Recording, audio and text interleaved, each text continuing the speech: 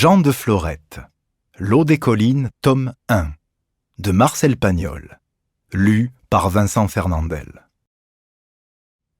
Dès qu'ils eurent contourné la Bastide, Hugolin montra la petite plantation d'un geste triomphal. Le papé, stupéfait, regarda les fleurs resplendissantes, puis se tourna vers son neveu, regarda de nouveau les fleurs, et dit enfin « C'est à ça que tu t'amuses ». Alors Hugolin parla longuement des cultures d'Attilio et de sa belle maison. Le papé grognait, haussait les épaules, et conclut « Tu as beau dire, c'est des paysans de fantaisie ». Mais Hugolin cueillit une trentaine d'œillets épanouis, en lia le bouquet avec un brin de raffia, le plia dans un journal et força le papé à le conduire à Aubagne avec le boguet. Là, il entra résolument dans un beau magasin de fleuristes, déchira le journal, posa le bouquet sur le comptoir et dit « Qu'est-ce que vous m'en donnez ?» Le patron, qui avait une barbiche blanche, tout chauve avec des lorgnons, prit en main les fleurs, les examina et dit « Ça, c'est du beau !»« C'est du malmaison !» dit Hugolin. « Belle queue !» reprit le fleuriste. « Qu'est-ce que vous m'en donnez ?»« Si vous étiez venu en février, je serais bien allé jusqu'à 50 sous. Mais en ce moment, c'est la fin de la saison. » Il examina de nouveau les œillets et les flaira. « Ça vaut quand même 20 sous.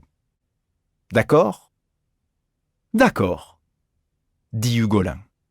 Et il fit un clin d'œil au papé pendant que le fleuriste comptait les fleurs. Le vieillard pensait « 20 sous. C'est le prix de 2 kilos de pommes de terre ou d'1 litre de vin. Pour un bouquet comme ça, c'est quand même intéressant. » Mais le fleuriste, souriant, dit à Hugolin « Vous avez 10 francs ?»« Oui, » dit Hugolin, qui fouilla ses poches. Le papé n'y comprit plus rien. Pourquoi 10 francs ? Alors le fleuriste prit la pièce de 10 francs et tendit en échange un billet de 50 francs qu'Hugolin mit dans sa poche. Sur le chemin du retour, que le mulet connaissait mieux que l'aller, le papé se taisait, tenant les rênes molles. Hugolin dit « Je te fais remarquer que, premièrement, ces boutures, Attilio les avait jetées parce qu'elles étaient un peu pacides. Deuxièmement, j'ai pas pu les planter avant ma libération, ce qui fait que je les ai mises en terre un bon mois trop tard. Troisièmement, j'ai pas eu de migon, le fumier de mouton, que c'est la gourmandise des œillets. Quatrièmement, dit le papé, il t'a donné 40 francs, et ça prouve que tu avais raison, et que c'est ça qu'il faut faire. Puisqu'il y a tant de gens qui sont assez couillons pour acheter des fleurs plus chères que le beefsteak, il faut faire des fleurs. Pourquoi tu ne m'en as pas parlé plus tôt ? Parce que je voulais d'abord essayer, savoir si la terre d'ici était bonne. Et puis, je voulais te les faire voir en fleurs, pour que tu comprennes. C'est pas les fleurs qui m'ont fait comprendre, c'est le fleuriste. Carogne ! Mais ça doit pas être facile. Il doit y avoir des trucs. Bien sûr, mais je les connais. Attilio m'a tout fait voir, et j'ai travaillé avec lui presque tous les dimanches, et souvent le soir. J'ai la liste de tous les remèdes pour les maladies des fleurs, et Attilio me donnera les boutures. Combien il faut d'argent pour commencer en grand ?